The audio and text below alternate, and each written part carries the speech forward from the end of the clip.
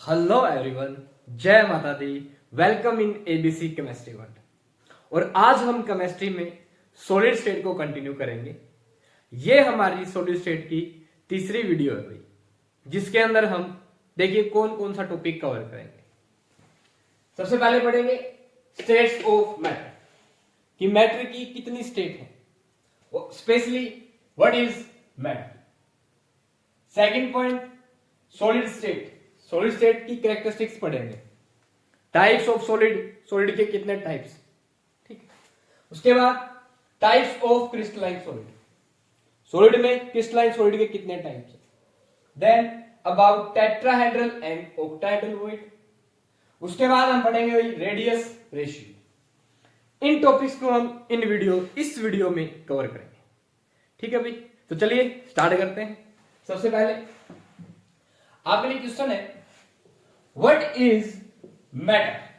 Matter क्या होता है, व्हाट इज मैटर, बताइए। देखिए, मैटर इज समथिंग या anything which occupy space, having mass and can be felt by our 5 senses, skin, eyes, ear, nose, tongue, ठीक है। That is matter. अब जो मैटर होता है वो जो स्थान कवर कर लेगा, जैसे मान लो ये मैटर है, इसका स्थान कोई और ऑक्युपाई नहीं कर सकता। ये मैटर अपना स्थान ऑक्युपाई करेगा, जो स्थान ये ऑक्युपाई कर लेगा ये मैटर, अब इसकी जगह दूसरा मैटर नहीं आ सकता, इसके पास आ सकता, ठीक है। और उसको आप फैल कर सकते हो, महसूस कर सकते हो अपनी 5 ज्ञानेंद्रियों द्वारा, ठीक है। दैट इज मैटर, ठीक है। अब जितना भी भाई आप अपने चारों तरफ देखेंगे, सारी चीजें क्या है, मैटर। अप्रोक्सीमेट जो भी चीज आपको दिख रही है उसके अंदर मास है, वो एक पार्टिकुलर स्पेस, स्थान ऑक्युपाई रखती है इस ब्रह्मांड के अंदर।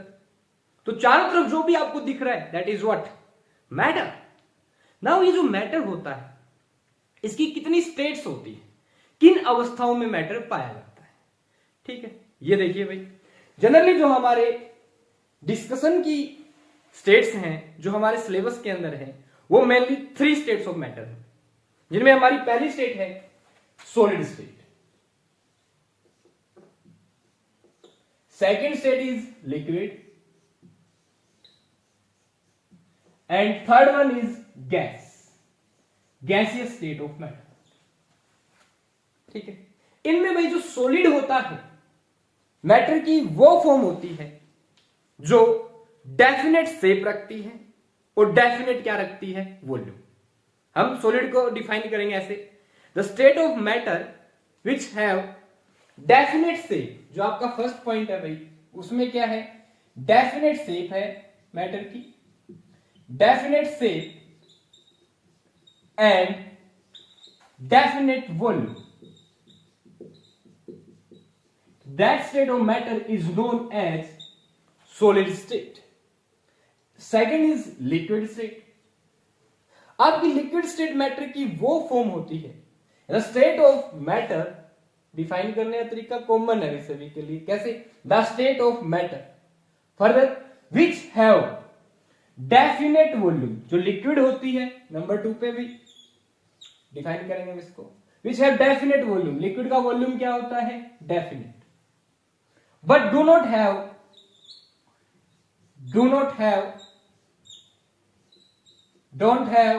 definite shape।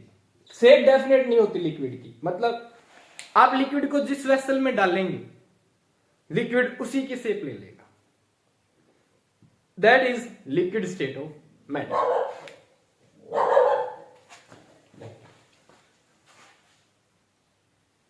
अब देखिए भाई, थर्ड स्टेट ऑफ मैटर कौन सी है, दैट इज गैस। जो गैसियस स्टेट होती है मैटर की, इसके पास न तो डेफिनेट शेप होती है, न ही डेफिनेट क्या होता है, volume. Neither definite shape, definite ले रहे हैं यहां पे shape, and NOR definite volume. न तो डेफिनेट शेप होती है और न ही डेफिनेट वॉल्यूम होता है गैसियस स्टेट का मैटर। ये क्या भाई, जो आपकी गैस है इसका वॉल्यूम जिस वेसल में डालेंगे वैसा हो जाएगा। दूसरी बात, जो आपकी गैसीय स्टेट की जो शेप है वो चेंज होती है अकॉर्डिंग टू वेसल के हिसाब से। वॉल्यूम कैसे होता है भाई? जो वॉल्यूम होता है गैस का उसको हम क्या कर सकते हैं? कंप्रेस कर सकते हैं गैस को, और क्या कर सकते हैं? एक्सपैंड कर सकते हैं। ठीक है, फॉर एग्जाम्पल जैसे आपने थोड़ा स्प्रे किया, ठीक है, स्मेल चारों तरफ फैल जाती है, देखा होगा। अगरबत्ती की स्मेल थोड़ी जलती है, गैसीय फॉर्म में भी चारों तरफ फैल जाती है ना, और पूरे कमरे की शेप ले लेती है। जैसे कमरे से बाहर जाएगी तो बाहर की शेप आ जाएगी। ठीक है, और वॉल्यूम जितनी दूरी तक फैली वही क्या हो गया? उसका वॉल्यूम। ठीक है, तो गैसीय स्टेट के पास न डेफिनेट शेप होती है, न ही डेफिनेट वॉल्यूम। ये थी भाई मेन 3 स्टेट ऑफ मैटर, जिसके अंदर हम स्पेशली जो आपकी लिक्विड और गैसीय स्टेट है +1 में पढ़ते हैं, और आपकी जो सॉलिड स्टेट है वो हम +2। सॉलिड स्टेट में हमने भाई 2 वीडियो कवर कर ली है, ABC chemistry world solid state 0001 and 0002। Now 0003 is here. Next भाई, जो 4th स्टेट ऑफ मैटर है that is plasma state of matter. ये आपकी प्लाज्मा स्टेट हो गई मैटर की। ठीक है, प्लाज्मा स्टेट क्या है मैटर की? जो प्लाज्मा स्टेट होती है मैटर की, इसके अंदर मैटर जो होता है वो आयंस और इलेक्ट्रॉन्स की फॉर्म में पाया जाता है। किस फॉर्म में भाई? आयंस और इलेक्ट्रॉन्स की फॉर्म। ये न तो सॉलिड होती है, न गैस होती है, न लिक्विड की तरह बिहेव करती है, बल्कि एक 4th नई स्टेट ऑफ मैटर है that is plasma state of matter. For example भाई, ये जो लाइट दिख रही है क्या ये गैस है? क्या ये सॉलिड है? क्या ये लिक्विड है? Having energy particles, that is plasma state of matter. जो आपकी लाइटनिंग है, बिजली चमकती, देखते हैं, इलेक्ट्रिक डिस्चार्ज होता है, लाइटनिंग, किसके एग्जाम्पल है? Plasma state of matter. ये जो प्लाज्मा स्टेट है मैटर की, ये लगभग जैसे आपके स्टार्स हैं, सन पे देख लीजिए, फायर, आग, अपनी आग का एग्जाम्पल, आग क्या है? Plasma state of matter. Fire is plasma state of matter. और प्लाज्मा स्टेट जो एक्चुअल में क्या कह सकते हैं? एनर्जी का सोर्स है एक प्रकार से, जो प्लाज्मा स्टेट ऑफ मैटर होती है। अब जो जितनी भी लाइट फॉर्म है वो किसकी स्टेट हो गई? कैसी स्टेट हो गई? Plasma state. अब लाइट भी अगर हम चारों तरफ देखें तो इस ब्रह्मांड में करीब करीब 99% जो स्टेट है मैटर की that is plasma state of matter. ठीक है, अर्थ पे तो लिक्विड वाटर बहुत ज्यादा है, गैसियस हमारे चारों तरफ गैस का एनवायरनमेंट है। लेकिन ब्रह्मांड में देखिए, धरती तो एक छोटा सा गोला है, खाली एक बिंदु जितना ही है, पॉइंट जितना ब्रह्मांड में। ठीक है, तो जो आपकी प्लाज्मा स्टेट ऑफ मैटर है ये एक प्रकार से एनर्जी के सोर्स है भाई, एक प्रकार से ऐसी स्टेट जिसमें हम एनर्जी डिस्कशन करते हैं। जैसे लाइटनिंग हो गई, आपका इलेक्ट्रिक डिस्चार्ज हो गया, सन पे जो एनर्जी है, सन आग का गोला है ना, आग, fire, example of plasma state of matter. Now the 5th state is, ये हमारे डिस्कशन में नहीं है, हायर क्लासेस में आप रिसर्च कर सकते हैं प्लाज्मा स्टेट ऑफ मैटर के ऊपर, फर्दर डिस्कवरी का पॉइंट है। देखिए, जो आपकी 5th स्टेट है मैटर की that is Bose Einstein condensate form of matter. स्टेनरनाथ Bose Einstein condensate form of matter. ये क्या है? ये एक स्पेशल तरीके से बनाई गई स्टेट ऑफ मैटर, ठीक है, जो स्टेनरनाथ बोस और आइंस्टीन जी ने बताई थी, मतलब हो सकती है ऐसी, उन्होंने कोई वेरीफाइड प्रूफ नहीं दिया। क्या है ये स्टेट ऑफ मैटर? ये कहते हैं कि अगर हम बहुत लाइट गैस ले लें, लाइट डेंसिटी की गैस ले लें, लाइट डेंसिटी की क्या ले ली भाई हमने? गैस, ठीक है, और इसको क्या करें? बहुत कम टेम्परेचर पे कंडेंस करवाते हैं, बहुत सारा लो टेम्परेचर लेके क्या करवाते हैं इसको? लो टेम्परेचर पे क्या करें? कंडेंस करवाते हैं। पहली बात तो जो डेंसिटी गैस की बहुत कम होगी, फिर उसको क्या करें? बहुत कम टेम्परेचर पे क्या करवा देंगे? कंडेंस करवा देंगे। ठीक है, कितना टेम्परेचर भाई? 0 केल्विन। ये कहते हैं जो आपका एब्सोल्यूट टेम्परेचर होता है 0 केल्विन, उतना टेम्परेचर पे इसको क्या करवा दो? कंडेंस। क्या जाएगी आपकी? Bose Einstein condensate form of matter. ठीक है, अब लाइट डेंसिटी पहले से ही पार्टिकल्स बहुत दूर दूर है, फिर इसको लो टेम्परेचर पे कंडेंस करके जो एक धूम सी क्या बनेगी भाई? फॉर्म बनेगी किसकी, मैटर की, वही क्या होती है, Bose-Einstein condensate form of matter.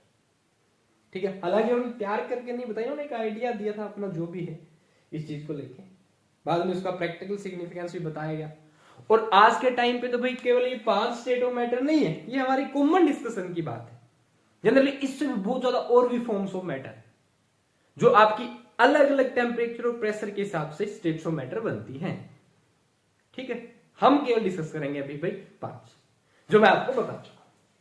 ठीक है, और इनमें से ये जो आपकी सॉलिड है, लिक्विड है और जो गैसीय स्टेट है और प्लाज्मा भी, ध्यान रखना कई बार पूछ लेते हैं, ये आपसे पूछे जाएंगे। ठीक है, +1 12th chemistry first unit solid state. ठीक है भाई, अब एक बात देखिए, धरती के ऊपर ये जो मैटर है ये सॉलिड, लिक्विड और गैसीय स्टेट में क्यों एग्जिस्ट करता है, या वो क्या रीजन है जिसके कारण आप ये 3 स्टेट ऑफ मैटर बने, सॉलिड, लिक्विड और गैस, या कैसे बने।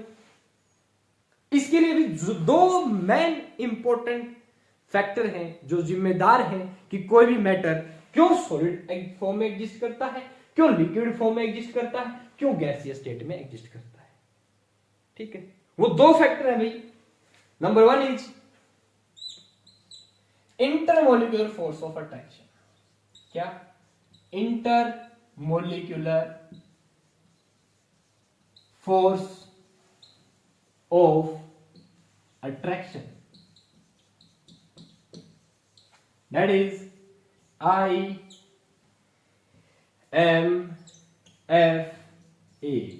intermolecular force of attraction.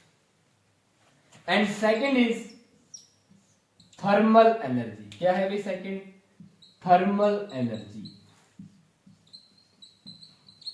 अब ये 2 फैक्टर हैं भाई जो जिम्मेदार है इस बात के लिए कि कोई भी जो मैटर है वो किस फॉर्म में एग्जिस्ट करेगा, डिपेंडिंग ऑन दीज 2 कंडीशंस। ठीक है, अब कोई भी मैटर बात करेंगे इसी के ऊपर, जो कोई भी मैटर होता है किससे बना है, एटम्स, मॉलिक्यूल्स, आयंस।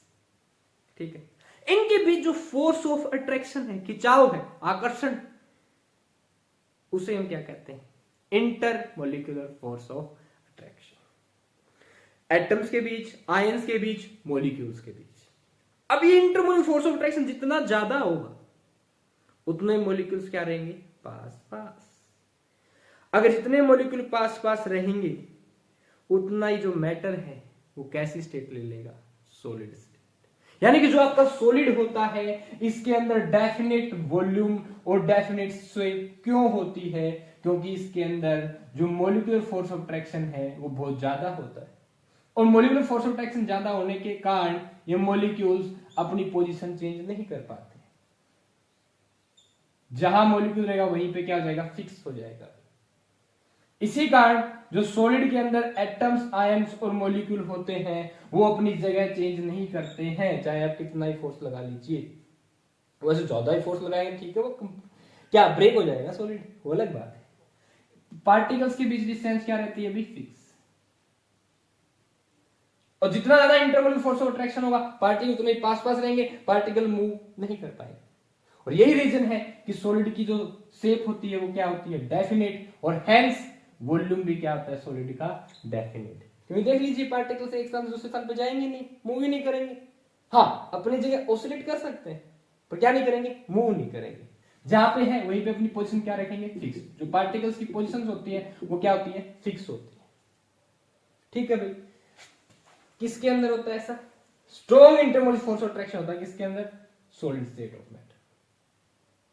ठीक, अब यहीं पे भाई थर्मल एनर्जी की बात करें। What is thermal energy, atoms, ions और मॉलिक्यूल्स की टेम्परेचर के कारण जो एनर्जी होती है उसे क्या कहते हैं, thermal energy. Energy due to temperature, किसकी, एटम्स, आयंस और मॉलिक्यूल की। ये किसके अंदर होते हैं, मैटर में। सुनिए भाई, एनर्जी ड्यू टू टेम्परेचर। अब देखिए एटम्स, आयंस और मॉलिक्यूल के पास क्या है, एनर्जी, तो क्या करेंगे, अपने स्थान से मूव करेंगे, भागेंगे। अगर अपने स्थान से मूव करेंगे, मूवेबल होंगे, तो क्या करेंगे, दूसरे दूर जाएंगे। अगर दूसरे दूर जाएंगे तो फोर्स ऑफ अट्रैक्शन क्या हो जाएगा, कम। तो जो ये आपकी थर्मल एनर्जी है, इसके कारण जो पार्टिकल्स हैं वो क्या करेंगे, दूसरे से दूर जाने की कोशिश करेंगे, ठीक है। अब जिसकी थर्मल एनर्जी ज्यादा, वो क्या रहेंगे, दूर दूर, ठीक है भाई। इसी कारण आपका जो सबस्टांस मैटर है वो डिफरेंट फॉर्म्स ले लेता है। जैसे अभी मैं आपको बता देता हूं पार्टिकुलरली, जो आपकी थर्मल एनर्जी है वो सॉलिड के लिए क्या होती है, बहुत कम। तो पार्टिकल दूर जाएंगे नहीं, क्या रहेंगे, पास पास में। थर्मल एनर्जी इन पार्टिकल से क्या होती है, बहुत कम होती है। क्लियर है क्या। इसी कारण अगर पार्टिकल पास पास रहेंगे, किस फॉर्म में, कौन क्या, इनके बीच की डिस्टेंस चेंज होगी, तो शेप भी क्या रहेगी इनकी, डेफिनेट, वॉल्यूम भी क्या रहेगा, डेफिनेट। यही क्या होते हैं हमारे सॉलिड, जैसे हमने डिफाइन कर रखा है। तो due to less thermal energy, intermolecular force of attraction ज्यादा होने के कारण और थर्मल एनर्जी कम होने के कारण आपका सब्सटेंस किस फॉर्म में एग्जिस्ट करता है, सॉलिड फॉर्म, ठीक है भाई। और इसी कारण जो सॉलिड होते हैं इनकी शेप क्या होती है, डेफिनेट, और वॉल्यूम भी क्या होता है, डेफिनेट। और जो पार्टिकल सॉलिड को बनाते हैं वो अपनी पोजीशन पे फिक्स रहते हैं, एक स्थान से दूसरे स्थान पे मूव नहीं करेंगे। और जब दो एटम्स, मॉलिक्यूल्स, आयंस के बीच की डिस्टेंस आपकी फिक्स रही, वो अपनी पोजीशन चेंज न कर पाए, इसे कहते हैं रिजिड सब्सटेंस, रिजिड ऑब्जेक्ट। जिस ऑब्जेक्ट के अंदर जो एटम्स, मॉलिक्यूल्स या आयंस के बीच की डिस्टेंस चेंज ना हो, ऐसे ऑब्जेक्ट को हम क्या कहते हैं, रिजिड ऑब्जेक्ट कहते हैं। और रिजिड ऑब्जेक्ट की इस प्रॉपर्टी को कहते हैं क्या, रिजिडिटी। जो आपके सॉलिड होते हैं वो रिजिड होते हैं, इनके अंदर रिजिडिटी होती है, जिसका मतलब है दो मॉलिक्यूल्स, एटम, आयंस के बीच की डिस्टेंस चेंज नहीं होगी, क्या रहेगी भाई, फिक्स, ठीक है। बात करते हैं भाई इन दो फोर्सेस के बेस पे। Solid state having more intermolecular force of attraction, less thermal energy, particle fix, do not move, just only can oscillate. बात करेंगे भाई लिक्विड स्टेट कैसे है। जब पार्टिकल्स के बीच इंटरमोलिक्यूलर फोर्स ऑफ अट्रैक्शन थोड़ा क्या हो जाए, वीक, तो पार्टिकल्स क्या कर सकेंगे, अपनी पोजीशन चेंज कर सकें थोड़ी बहुत, इतनी सी। यहां से पार्टिकल यहां चला जा सकता है, यहां चला जा सकता है, ठीक। क्यों, कि इंटरमोलिक्यूलर फोर्स ऑफ अट्रैक्शन थोड़ा क्या हो गया, वीक। और थर्मल एनर्जी ज्यादा हो जाए तभी मूव करेगा भी। यानी कि जिसके अंदर intermolecular force of attraction, matter की वो स्टेट लिक्विड स्टेट कहलाएगी जिसके अंदर intermolecular force of attraction solid से क्या हो, कम, और थर्मल एनर्जी सॉलिड से क्या हो, थोड़ी ज्यादा। ऐसी स्टेट ऑफ मैटर को हम क्या कहेंगे, लिक्विड स्टेट ऑफ मैटर। अब जो आपके लिक्विड के अंदर जो पार्टिकल्स हैं, इंटरमोलिक्यूलर फोर्स ऑफ अट्रैक्शन कम होने के कारण और थर्मल एनर्जी सॉलिड से थोड़ी ज्यादा होने के कारण क्या करते हैं भाई, एक स्थान से दूसरे स्थान थोड़े से पार्टिकल मूवेबल होते हैं। ऐसे भी नहीं बिल्कुल ज्यादा मूवेबल, क्या होते हैं, मूवेबल होते हैं, ठीक है, थोड़े यहां से मूव कर सकते हैं, जिसके कारण जो शेप होती है सॉलिड की वो क्या भाई, फिक्स नहीं होती। जिस वेसल में डालेंगे उसी की शेप ले लेगा सॉलिड, सॉरी लिक्विड की जो शेप होती है वो क्या है, फिक्स नहीं होती।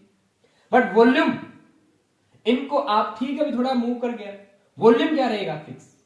वॉल्यूम चेंज नहीं कर सकते, इतने भी intermolecular force of attraction weak नहीं होता कि आप लोग कंप्रेस कर सके, ठीक है भाई। हाँ, ये है कि जो आपके लिक्विड होते हैं वो इंटरमोलिक्यूलर फोर्स ऑफ अट्रैक्शन कम होने के कारण क्या कर सकते हैं भाई, फ्लो कर सकते हैं। क्या कर सकते हैं, फ्लो। और फ्लो करने की इसी प्रॉपर्टी को हम कहते हैं फ्लूइडिटी। क्या कहते हैं भाई, फ्लूइडिटी।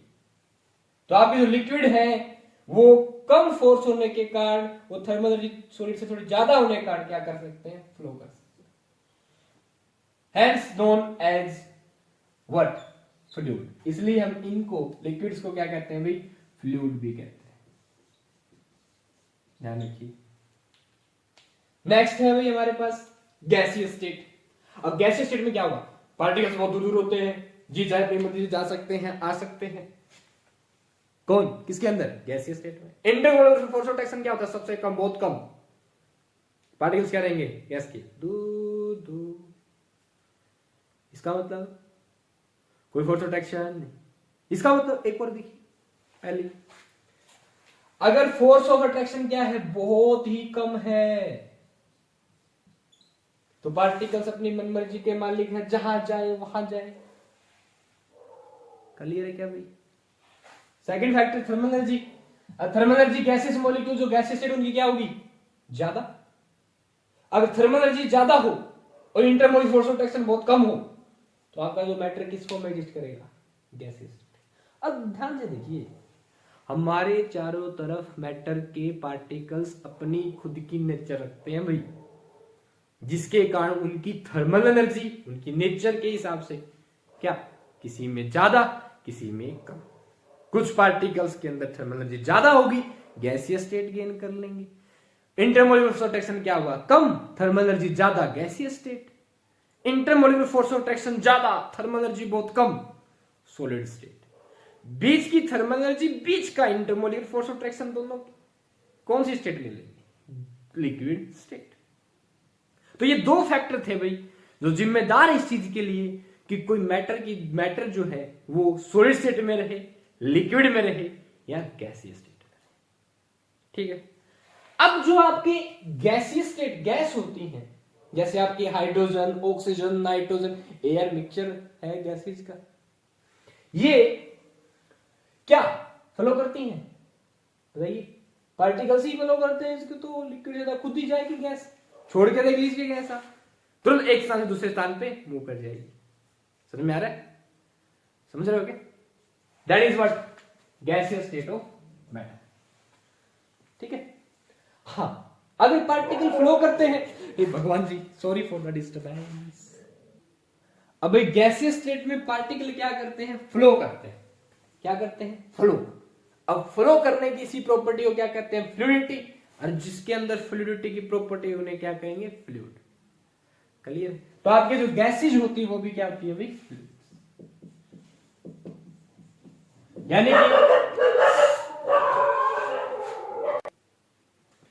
तो भाई जो आपके गैस है और क्या है, लिक्विड है, ये क्या कहलाते हैं, फ्लूइड्स कहलाते हैं। ये था भाई स्टेट ऑफ मैटर के बारे में। 5 स्टेट ऑफ मैटर की होती है, जिसमें से 3 बहुत इंपॉर्टेंट स्टेट है। इसका एग्जांपल पूछ लेते हैं आपसे। फायर, आग का एग्जांपल आया हुआ है क्वेश्चन के तौर पे। यानी जो इलेक्ट्रॉन्स और किससे बनी होती है, आयन से बनी होती है। आयनोस्फेयर आपका एग्जांपल है किसका, प्लाज्मा स्टेट ऑफ मैटर का। यहां पे देखिए भाई, रिजिडिटी होती है सॉलिड के अंदर, फ्लूइडिटी होती है फ्लूइड्स के अंदर। लिक्विड एंड गैस क्या है आपके, फ्लूइड। ये था इनका सब। ठीक है। 2 main factor, intermolecular force of attraction and thermal energy. This was all about states of matter. Now we will discuss about mainly solid state. Third video कर रहे हैं। तो ये था भाई about matter and states of matter. देखिए video pause करके आप आसानी से इनके बारे में लिखना चाहे तो लिख सकते हैं, अपनी कॉपी तैयार कर सकते हैं। देखिए एक बार आप कंप्लीट वीडियो देख के, एक बार वीडियो को कंप्लीट देख लीजिए, ठीक है, आपका टाइम लग जाएगा। पर अगर आपने एक बार समझ लिया ना अच्छे से कंसंट्रेट करते हुए, तो आपको बार बार वीडियो ऐसे देखने की रिक्वायरमेंट नहीं है। जो आपने कॉपी बनाई वही देख लेना। मेरी क्या बात। हाँ, और दूसरी बात भाई, एक बार देख ली कंप्लीट, फिर इसको डबल स्पीड में देखना 5 से 10 दिन के बाद, ताकि आप इस वीडियो की अच्छी लर्निंग कर सकें। ठीक है। और अपने आप को शॉर्टकट मत बनाना टाइम के चक्कर में, कि आप सोचे बहुत कम समय, ठीक है, कम समय लगेगा, ज्यादा समय लग जाएगा, समय बहुत कम है। समय आपके पास सफिशिएंट है किसी भी एग्जाम के लिए। बस अपना मन बनाइए, आलसी मत बनिए। ठीक है। फोकस, टाइम दीजिए, आपका दिमाग टाइम मांगता है। ठीक। फिर आपको टाइम में टाइम बनाना है। जितना जल्दी, अभी आपको 1 घंटा लग जाएगा वीडियो को अटेम्प्ट कर लिया, अटेम्प्ट करते हुए 1 घंटा लग गया, उसके बाद आप इसी वीडियो को 5 मिनट में कवर अप कर देंगे, तो 1 घंटे का टाइम कितने में ला देंगे आप, 5 minute. That is time in time. ये क्या होती है भाई, सक्सेस। ठीक है। अब मैं आपको बताऊंगा अभी फर्दर सॉलिड स्टेट के बारे में। जो आपकी मैटर की एक स्टेट है सॉलिड स्टेट, इसकी क्या कैरेक्टरिस्टिक्स है? देखिए पहली बात, फर्स्ट पॉइंट, सॉलिड के अंदर डेफिनेट शेप और डेफिनेट वॉल्यूम होता है। सेकंड, सॉलिड्स क्या होते हैं आपके? रिजिड। अब सॉलिड रिजिड होते हैं, इसका मतलब सॉलिड के अंदर जो एटम आयंस मॉलिक्यूल्स होंगे इनके बीच की डिस्टेंस क्या रहेगी? फिक्स, चेंज नहीं होगी। समझ में आ रही है? ये मतलब है रिजिडिटी का। थर्ड पॉइंट, क्या सॉलिड कंप्रेसिबल होते हैं? क्या आप सॉलिड को कंप्रेस कर सकते हो? नो। क्या होते हैं? इनकंप्रेसिबल।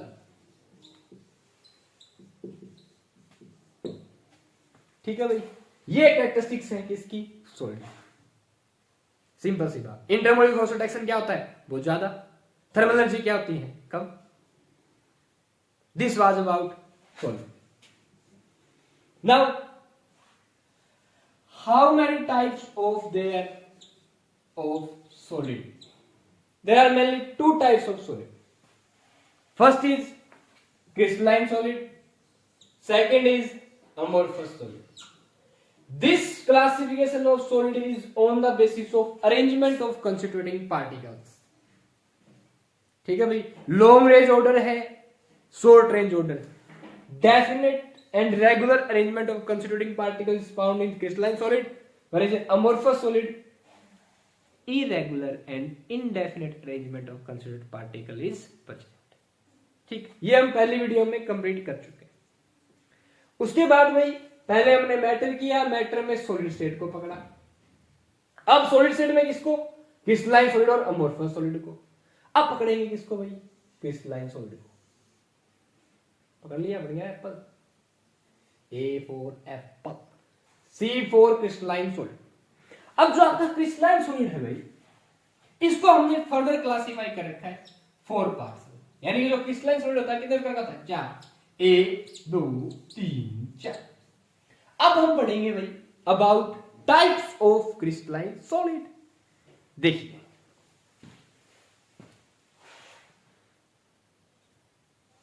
बात करेंगे भी क्रिस्टलाइन सॉलिड। जो क्रिस्टलाइन सॉलिड है इसके 4 टाइप्स हैं। 4 टाइप्स पढ़ेंगे हम क्रिस्टलाइन सॉलिड के। पहला है भाई आयनिक solid, second is molecular solid, ionic solid, molecular solid. Third is IMCM से याद कर लेंगे, कोवालेंट या network solid, network crystalline solid, network. और फोर्थ है भाई, यहीं पे लिख रहा हूं एक बार, मेटालिक सॉलिड। अब ध्यान दीजिए, ये जो 4 टाइप्स हैं आपके क्रिस्टलाइन सॉलिड के, किस बेस पे हमने डिफाइन कर रखे, उसी से हम चारों सॉलिड को डिफाइन कर देंगे, सारी बातें बता देंगे चारों सॉलिड के बारे में। तो ये जो 2 मेन बेसिस है भाई क्रिस्टलाइन सॉलिड के क्लासिफिकेशन का, वो है आपकी पहला टाइप्स ऑफ कंस्टिट्यूटिंग पार्टिकल्स, कि कौन से पार्टिकल्स सॉलिड को बना रहे हैं, उसी बेस पे आपके 4 सॉलिड है। सेकंड है फोर्स ऑफ अट्रैक्शन। ये 2 फैक्टर है जो क्रिस्टलाइन सॉलिड को 4 टाइप्स में डिवाइड करते हैं। फोर्स ऑफ अट्रैक्शन, किनके बीच? फोर्स ऑफ अट्रैक्शन कैसा है, उन्हीं के बेसिस पे भाई इनके अंदर प्रॉपर्टीज आती हैं, particles and force of attraction के बेसिस। प्रॉपर्टीज कैसे देखेंगे? देखिए इन 2 फैक्टर के कारण चारों सॉलिड डिफाइन हो जाएंगे और इन्हीं से इनके अंदर क्या आएंगी? प्रॉपर्टीज, विशेषता। जैसे आपको बोल देंगे इलेक्ट्रिकल कंडक्टिविटी। भाई मैं इस तरीके से इसलिए करवा रहा हूं, आपको एक साथ डिफाइन कर दो सारी बातें, ठीक है। मेल्टिंग पॉइंट,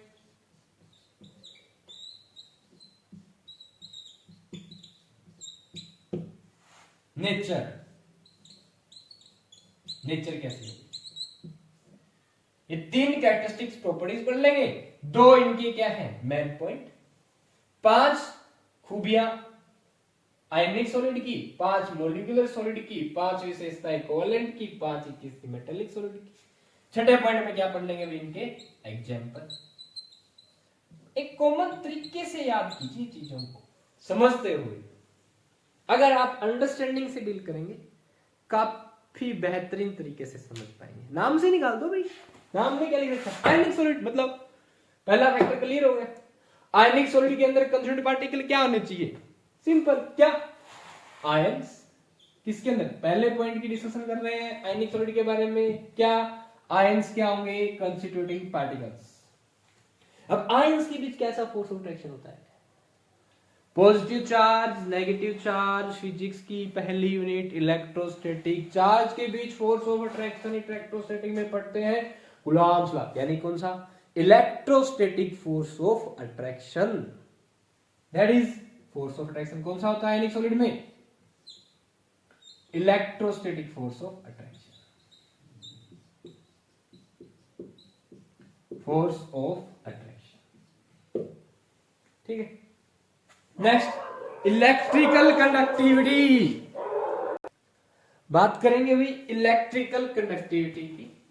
तो जो आपके आयनिक सॉलिड है, अगर ये क्या है सॉलिड, और ध्यान दीजिए इलेक्ट्रिकल कंडक्टिविटी कब होती है, जब आयंस मूव करते हैं। आयन से बना होता है ना आयनिक सॉलिड, अगर आपके आयंस मूव करें तो क्या होंगे, इलेक्ट्रिकल कंडक्टर होंगे, कंफर्म है।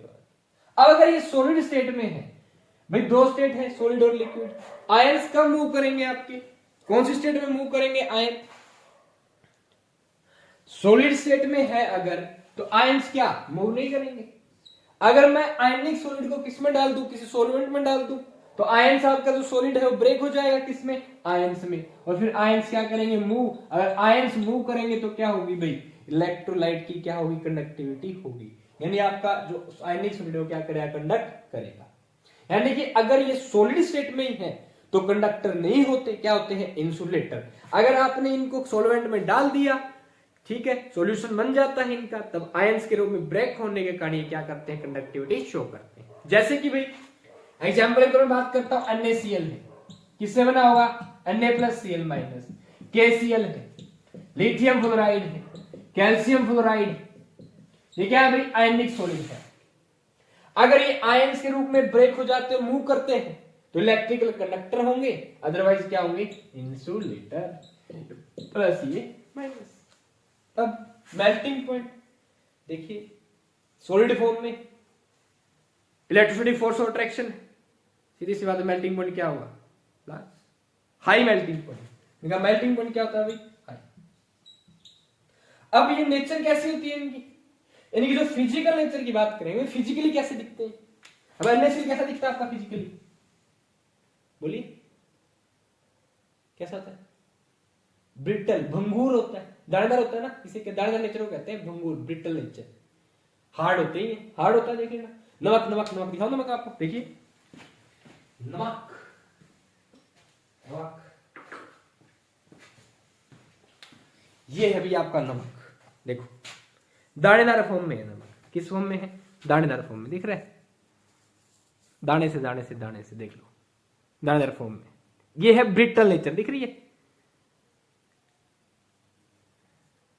यानी कि अगर आप किसी को फोर्स लगा देना तो ऐसे ब्रेक हो जाए पार्टिकल्स की फॉर्म में, दिख रहा, चूरा सा बन जाए, that nature is known as, ये ब्रिटल नेचर का है। और देखिए इंडिविजुअली जो एक पार्टिकल है इसको बहुत सॉलिड है, हार्ड है, में आ रहा है क्या है, हार्ड, महसूस हो रहा आता हूं। तो NaCl क्या है आपका, आयनिक सॉलिड, में आ गया। दिस वाज भाई अबाउट आयनिक सॉलिड। अभी आयनिक सॉलिड है, अगर इनकी सॉल्युबिलिटी की बात कर ले तो नेचर कैसी होगी भाई, हार्ड होते हैं, और कैसे होते हैं, ब्रिटल। तभी इन 500 पॉइंट में हमने क्या कर लिया, आयनिक 6 पॉइंट हो गए, आयनिक सॉलिड को पढ़ लिया। This was all about ionic solid. आप लोग इसको कवर कर सकते हैं, रिवीजन कर सकते हैं खुद की कॉपी में, अगर आप इनको बनाना चाहें तो अपने नोट्स बना सकते हैं। लेकिन भाई मैं तो आपको ये कहूंगा NCERT को पढ़ते हुए नोट्स बनाइए, वीडियो देखिए, एनसीईआरटी को पढ़िए, क्योंकि टाइम मैनेजमेंट भी करनी है। पहले लंबे पाथ में जाना है, फिर इसको कंप्रेस करके टाइम इन टाइम बनाना है। उसके लिए आपको एनसीईआरटी बेस्ट मेथड है। एनसीईआरटी में साथ के साथ नोट कीजिए, एनसीईआरटी में पॉइंट्स बनाइए, अपनी यूनिट फिनिश कर दीजिए। ठीक है, ये हमने पढ़ ली भाई आयनिक सॉलिड की कैरेक्टरिस्टिक्स। अब मैं आपको बताऊंगा मॉलिक्यूलर सॉलिड की यही कैरेक्टरिस्टिक्स। ठीक, अब जो मॉलिक्यूलर सॉलिड है ना, पर यहां पे एक खास लोचा है। क्या? जो मॉलिक्यूलर सॉलिड होते हैं फर्दर 3 प्रकार के होते हैं। कितने प्रकार के? 3 types. 3 types are molecular solid there. First is non polar molecular solid. तो हम किसके बारे में पढ़ेंगे भाई? पहला टाइप किसका? मॉलिक्यूलर सॉलिड का। कैसा? Non polar molecular solid. क्या? Non polar molecular solid. तो जो नॉन पोलर मॉलिक्यूलर सॉलिड हम पढ़ रहे हैं स्पेसिफिकली क्या? मॉलिक्यूलर सॉलिड का पहला type A, that is what? Non polar molecular solid. क्या होते हैं? इसका मतलब नॉन पोलर, यानी कि इसके अंदर जो कंस्टिट्यूटिंग पार्टिकल होंगे वो क्या? पोल नहीं बनाएंगे। जैसे नोबल गैसेज होती है आपकी, हीलियम, नियोन, आर्गन, क्या होती है? Non polar. अगर ये सॉलिड फॉर्म में है तो क्या होगी? Non polar molecular solid. और जैसे आपका I2 है, आयोडीन। जैसे आपके अगर मैं बात करूं N2, अगर सॉलिड फॉर्म में हो, O2 सॉलिड फॉर्म में देखें तो क्या है ये आपके? Ionic sorry molecular non polar molecular solid. ठीक, अब इनके अंदर फोर्स ऑफ अट्रैक्शन कैसा होता है? तो भाई one der Waals force of attraction होता है किसके अंदर? नोबल गैसेस के अंदर। फोर्स ऑफ अट्रैक्शन कैसा होता है? Van der Waals force of attraction, मतलब due to size. Van der Waals force of attraction क्या होता है? Due to size. जैसे साइज बढ़ेगा van der Waals force of attraction भी क्या होगा आपका? बढ़ेगा।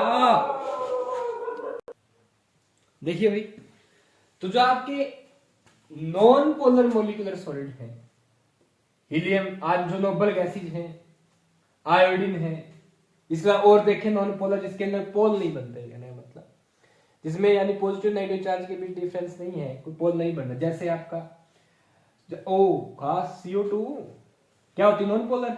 लेकिन यहाँ पे हम बात करेंगे स्पेशली सॉलिड फॉर्म में, सॉलिड डील करेंगे सॉलिड CO2 गैस होती है ना, CO2, सॉलिड CO2 की बात करें, जिसको ड्राई आइस भी कहते हैं। सॉलिड CO2 क्या कहते हैं भाई? ड्राई आइस भी कहते हैं। किसका एग्जांपल है? नॉन पोलर मॉलिक्यूलर सॉलिड का एग्जांपल है। तो ये जो नॉन पोलर मॉलिक्यूलर सॉलिड है भाई, इनके अंदर जो फोर्स ऑफ अट्रैक्शन होता है वो क्या होता है? Van der Waals force of attraction. One der Waals force of attraction जो वीक फोर्स होता है, इसे हम लंदन डिस्पर्जन फोर्स भी कहते हैं। क्या भाई? London dispersion force. ठीक है, वीक फोर्स ऑफ अट्रैक्शन होता है। इसके बाद जो इलेक्ट्रिकल कंडक्टिविटी की हम बात करेंगे, जो आपके मॉलिक्यूलर सॉलिड में नॉन पोलर मॉलिक्यूलर सॉलिड है, ये इलेक्ट्रिकली, अब इसमें कोई आयंस नहीं है, एटम्स, आयंस, इलेक्ट्रॉन मूव करते हैं भाई, इलेक्ट्रिकल कंडक्टिविटी करते हैं। तो इनके अंदर ये क्या होते हैं? इंसुलेटर। इलेक्ट्रिकल कंडक्टिविटी शो नहीं करते, क्या होते हैं? इंसुलेटर। मेल्टिंग पॉइंट, अब जो भाई ये सॉलिड होते हैं, फोर्स ऑफ अट्रैक्शन बहुत कम है, आसानी से ब्रेक कर देंगे, हीट ऑफ फ्यूजन बहुत कम देनी पड़ेगी, जल्दी मेल्ट कर जाएंगे। क्या होता है? Low melting point. Melting point क्या होता है इनका? लो। ऐसे ही नेचर की बात करें भाई, फिजिकल स्टेट में बिल्कुल क्या सॉफ्ट होते हैं। क्या होते हैं? सॉफ्ट। सॉलिड स्टेट में कैसे होंगे? बिल्कुल सॉफ्ट होंगे, मुलायम। और सॉलिड स्टेट में ऐसे हाथ कर सकते हैं ऐसे, ठीक है, जैसे अपनी खांड होती है ना, बूढ़ा होती है, जैसे ऐसे होता है, पाउडर फॉर्म कैसे। एग्जाम्पल की बात करें, हमने पहले दे दिए, क्या है एग्जाम्पल? आयोडीन है, सॉलिड CO2 है, आपका आर्गन है, इसके अलावा मीथेन भी इसका एग्जाम्पल है। ठीक है, यानी इनके अंदर पोल्स नहीं बनते। और ये अगर नॉन पोलर है तो इनकी सॉल्युबिलिटी भी किसमें होगी? नॉन पोलर में। नॉन पोलर सॉल्वेंट में क्या होंगे? Soluble. This was all about भाई नॉन पोलर मॉलिक्यूलर सॉलिड। यानी डेंसिटी भी कम होती है। डेंसिटी बात पूछ रहे हैं, लो डेंसिटी के सॉलिड होते हैं, ध्यान रखिए। सेकंड है भाई हमारे पोलर मॉलिक्यूलर सॉलिड। क्या है? पोलर मोलिकुलर सॉलिड, यानी वो सॉलिड जिसके अंदर क्या बनेंगे, पोल्स। क्या बनेंगे, पोल्स, यानी कि जिनके अंदर भाई इलेक्ट्रोनेगेटिविटी में क्या होगा, डिफरेंस होगा, वो सॉलिड जिनके आयंस के बीच इलेक्ट्रोनेगेटिविटी में डिफरेंस होगा, वो क्या बनाएंगे, आपके non polar molecular solid. For example, जैसे पहले नॉन पोलर मोलिकुलर सॉलिड में मैं आपको एग्जांपल देता हूं, जैसे आपके पास HCl है, ठीक है, ये आपका क्या है, नो पोलर, क्या है, पोलर मोलिकुलर सॉलिड, एक मॉलिक्यूल है, आयंस के रूप में ब्रेक नहीं होता। क्या ये HCl, व्हाट इज दिस, पोल कैसे बने भाई, क्लोरीन की इलेक्ट्रोनेगेटिविटी ज्यादा होती है किससे, हाइड्रोजन से, तो इसके ऊपर क्या जाता है, स्मॉल पॉजिटिव, इसके ऊपर क्या जाता है, स्मॉल नेगेटिव, पोल्स बन जाते हैं। अब आपकी जैसे सल्फर डाइऑक्साइड है SO2, ऑक्सीजन की इलेक्ट्रोनेगेटिविटी ज्यादा है, नेगेटिव चार्ज, सल्फर पे क्या जाता है, स्मॉल पॉजिटिव चार्ज। समझ में आ रहा है? तो ये क्या है, आपकी पोलर मोलिकुलर सॉलिड, जिनके अंदर क्या बने, पोल्स, यानी जिनके अंदर आयंस, ठीक, और इनके अंदर फोर्स ऑफ अट्रैक्शन कैसा होगा, आयंस बन रहे हैं तो दूसरे के साथ, ये आपका Cl और ये क्या है, इसके ऊपर स्मॉल नेगेटिव, इसके ऊपर स्मॉल पॉजिटिव, तो क्या होगा, पॉजिटिव नेगेटिव अट्रैक्ट करेगा, तो आयंस आयन को क्या कर रहा है, अट्रैक्ट कर रहा है। एक्चुअली आयंस नहीं है, ये क्या है, डाइपोल, डाइपोल डाइपोल क्या करेगा, अट्रैक्ट। तो जो आपके पोलर मोलिकुलर सॉलिड है, उनके अंदर जो कंस्टिट्यूटिव पार्टिकल्स होते हैं, वो आपके यही क्या होते हैं, मॉलिक्यूल। क्या भाई, मॉलिक्यूल, और मॉलिक्यूल के बीच HCl एक मॉलिक्यूल है, SO2 एक मॉलिक्यूल है, ठीक है। मॉलिक्यूलर सॉलिड में पार्टिकल्स मॉलिक्यूल्स होंगे, लेकिन नॉन पोलर में आपके एटम्स भी होते हैं, कौन से, आर्गन हीलियम वाले, नोबल गैसेस वाले एटम। पोलर मॉलिक्यूलर सॉलिड में क्या होंगे, पोलर मॉलिक्यूल। अब फोर्स ऑफ अट्रैक्शन कैसा होगा, डाइपोल बन रहा है इनके अंदर, देख लो फोर्स ऑफ अट्रैक्शन कैसा होगा, dipole dipole force of attraction. और ये फोर्स ऑफ अट्रैक्शन भाई $1 फोर्स ऑफ अट्रैक्शन, ये लंदन डिस्पर्सन फोर्स से क्या होता है, ज्यादा होता है, ठीक है। Next, electrical conductivity, molecules ions करते हैं इलेक्ट्रिकल कंडक्टिविटी, वही जब वो मूव कर रहे हो, नहीं मूव करते, क्या होंगे, इंसुलेटर, इलेक्ट्रिकल कंडक्टिविटी शो नहीं करते हैं ये। अच्छा, मेल्टिंग पॉइंट की बात करेंगे, लो ये होता है कि थोड़ा सा ज्यादा फोर्स है, ब्रेक कर देंगे। नेचर अगेन SO2 HCl क्या होते हैं, सॉफ्ट। एग्जांपल में इनके किसके एग्जांपल की बात करेंगे, पोलर मोलिक्यूलर सॉलिड आपका HCl, SO2 किसके एग्जांपल है, पोलर मोलिकुलर सॉलिड, जिसमें क्या बन रहे हो, क्लियर है क्या, ये था हमारे polar molecular solid, second type of molecular solid. अब पढ़ेंगे तीसरा टाइप मोलिकुलर सॉलिड का, that is hydrogen bonding molecular solid. क्या भाई, हाइड्रोजन बॉन्डिंग मोलिकुलर सॉलिड, क्या, hydrogen bonding molecular solid. C type क्या है मोलिकुलर सॉलिड का, हाइड्रोजन बॉन्डिंग, जिस मोलिकुलर सॉलिड में हाइड्रोजन बॉन्डिंग मिलेगी, हाइड्रोजन बॉन्डिंग मोलिकुलर सॉलिड। ये क्या होते हैं, पहली बात, types of constitutive particles, molecules होते हैं। एग्जांपल देता हूं एक बार, जैसे आपका वाटर एक मॉलिक्यूल है, इसका दूसरे मॉलिक्यूल वाटर के साथ जो फोर्स ऑफ अट्रैक्शन क्या होगा, हाइड्रोजन बॉन्डिंग, ये क्या होती है, force of attraction. Force of attraction क्या होता है, हाइड्रोजन बॉन्डिंग मॉलिक्यूल सॉलिड में कंस्टिट्यूटिव पार्टिकल क्या है, मॉलिक्यूल्स, जैसे वाटर हो गया आपका, अमोनिया हो गया आपका, HF हो गया, ये सॉलिड स्टेट में कंस्टिट्यूटिव पार्टिकल रखेंगे मॉलिक्यूल्स। फोर्स ऑफ अट्रैक्शन क्या होगा भाई, हाइड्रोजन बॉन्डिंग, जो क्या है force of attraction. Electrical conductivity, अब सीधी सी बात है भाई, अगर ये आपके मोलिकुलर सॉलिड है, इनके पास आयंस नहीं, ठीक, तो क्या होगा, इनकी इलेक्ट्रिकल कंडक्टिविटी क्या होगी, लेस, और क्या होगी, इंसुलेटर। वाटर देखा होगा कैसा होता है, मेल्टिंग पॉइंट, वाटर का भी क्या होता है, कम ही होता है, लो। इलेक्ट्रिकल कनेक्टिविटी के तौर पे क्या होते हैं, इंसुलेटर। नेचर कैसी होगी, सॉफ्ट, देखा है पानी, सॉलिड फॉर्म में देख लेना, सॉलिड में क्या हुआ, तो भूला सॉलिड होती हो भाई, मतलब कि ये है, जब आइस को बुलबुली फॉर्म में कर लेंगे तब देख लेना। वाटर की सॉलिड फॉर्म में तो वाटर बहुत हार्ड टफ नहीं होता, सॉलिड नहीं होता, क्लियर है, होता है ना, हाँ, सॉफ्ट नहीं होगा इतना, सॉलिड होगा थोड़ा सा, लेस हो, मतलब थोड़ा हार्ड ही होगा। और सॉलिड फॉर्म में आइस तो क्या होती है, बहुत ज्यादा हार्ड होती है, क्या होंगे ये भी हार्ड भी। कौन वाटर देखा होगा आपने, सॉलिड फॉर्म में लेंगे हार्ड होता है ice. Next example NH3 HF जिसमें हाइड्रोजन बॉन्डिंग होती है, और क्या भाई वाटर। इसके अंदर वाटर में हाइड्रोजन बॉन्डिंग, वाटर के एक मॉलिक्यूल की वाटर के दूसरे मॉलिक्यूल के साथ, यानी इसके अंदर ऑक्सीजन, यहाँ पे क्या होता है स्ट्रक्चर वाटर की, ठीक है। क्या होती है हाइड्रोजन बॉन्डिंग। हाइड्रोजन बॉन्डिंग किसके साथ होती है, केवल हाइड्रोजन जुड़ा हुआ हो किससे, मोर इलेक्ट्रोनेगेटिव एलिमेंट से, और इसकी जो हाइड्रोजन बॉन्डिंग होगी दूसरे मॉलिक्यूल में क्या होगी, जब क्या हो आपका ऑक्सीजन और फ्लोरीन नाइट्रोजन फोन हो। Hydrogen bonding fluorine oxygen nitrogen more electronegative element के साथ होती है हाइड्रोजन की, और अभी कब, जब ये भी फर्दर यहाँ पे एक मोर इलेक्ट्रोनेगेटिव एलिमेंट से जुड़ा हुआ हो तब होती है हाइड्रोजन बॉन्डिंग। इस मॉलिक्यूल में हाइड्रोजन जुड़ा हुआ हो मोर इलेक्ट्रोनेगेटिव एलिमेंट से, और यहाँ पे सामने क्या हो हाइड्रोजन के साथ ऑक्सीजन, तब आपकी क्या दिखाती है हाइड्रोजन बॉन्डिंग होती है, जो एक लंदन फोर्स से बहुत ज्यादा स्ट्रॉन्ग फोर्स है, डाइपोल डाइपोल से भी स्ट्रॉन्ग फोर्स है, ठीक है। ये था भाई about hydrogen bonding molecular solid. 3 types of molecular solid, polar molecular solid, non polar molecular solid and hydrogen bonding molecular solid, ठीक है। देख लीजिए भी, साथ की साथ वीडियो देखिए, साथ के साथ अपने नोट्स बनाइए, पॉज कीजिए वीडियो, नोट्स बना लीजिए, कंटिन्यू रखता हूं मैं इसको, ठीक। अब बात करेंगे भाई third and most important solid, that is covalent या नेटवर्क सॉलिड। अब जो आप कोवैलेंट और नेटवर्क सॉलिड होते हैं, इनके अंदर कंस्टिट्यूटिंग पार्टिकल्स क्या होते हैं, फोर्स ऑफ अट्रैक्शन क्या होता है, ये देखिए। तो इनके अंदर आप एक कंस्टिट्यूटिंग पार्टिकल्स क्या है, एटम्स। जैसे जो आपका डायमंड है, क्या है डायमंड, किससे बना होता है, कार्बन से।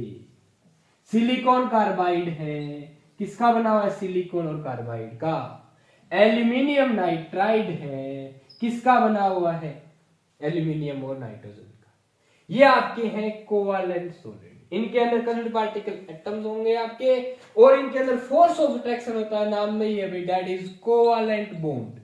अब बॉन्ड क्या होता है, एक प्रकार से फोर्स ऑफ अट्रैक्शन, ठीक है। अब कार्बन आपको पता ही है, ग्रेफाइट किसका एग्जांपल है भाई। अब ये सारे एग्जांपल ये हैं, ये एग्जांपल क्लियर हो गए हमारे, देख लीजिएगा, ठीक है। अब जो एक डायमंड है, इसे हम कोवैलेंट सॉलिड बोलते हैं, क्यों, फोर्स ऑफ अट्रैक्शन कैसा होता है, कोवैलेंट बॉन्ड। अब जब कोवैलेंट बॉन्ड बनाता है ना डायमंड में, क्या होता है, कार्बन। तो क्या जो कार्बन है इसकी वैलेंसी कितनी, 4 बॉन्ड बनाता है कार्बन दूसरे कार्बन के साथ। तो ये जो कार्बन है लगातार फर्दर बॉन्ड बनाता जाता है, 4 बॉन्ड बनाता जाता है, लगातार चलता रहेगा, नीचे मतलब नीचे जाता रहे, 4 बॉन्ड। और क्या बनाते हैं ये कार्बन, क्या बना लेता है अभी अपना एक नेटवर्क, जाल बना लेता है अपने 4 बॉन्डिंग से। डायमंड में भी सिलिकॉन कार्बाइड भी, ग्रेफाइट में भी, एल्यूमिनियम में 3 बॉन्ड, नाइट्राइड के साथ नाइट्रोजन के साथ, नाइट्रोजन फर्दर 3 बॉन्ड।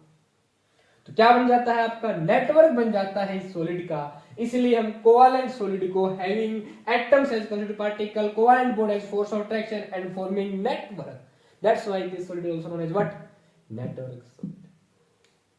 अब नेटवर्क सॉलिड में आपके कोवैलेंट बॉन्ड होंगे, इलेक्ट्रॉन क्या फ्री नहीं होंगे, क्या होगा, इलेक्ट्रिकल इंसुलेटर।